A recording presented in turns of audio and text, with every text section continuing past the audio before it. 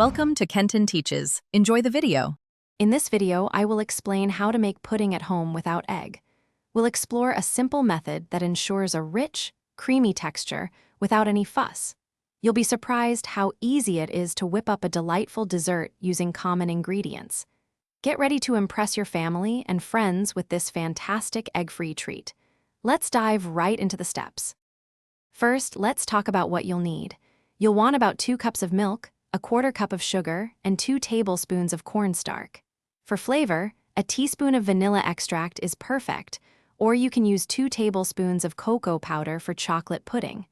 Make sure your milk is fresh for the best results. These simple items are all it takes. Hey everyone, quick recommendation. If you're finding this video helpful, please hit that like button and subscribe for more easy recipes. And speaking of staying cool, especially when you're in the kitchen, remember to stay hydrated. The Oala water bottle is fantastic for keeping your drinks cold. Check the description for a link to grab yours and other great deals. Now let's get back to the video. Now for the cooking process. In a small bowl, whisk your cornstarch and a splash of cold milk until smooth. In a saucepan, heat the rest of your milk and sugar over medium heat until it's warm, but not boiling. Slowly pour in the cornstarch mixture, stirring continuously. Keep stirring until the pudding thickens to your desired consistency, which usually takes about 5 to 7 minutes.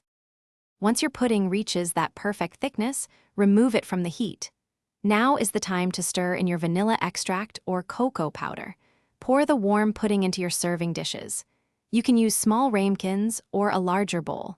Cover the surface with plastic wrap to prevent a skin from forming, then chill it in the refrigerator for at least 2 hours.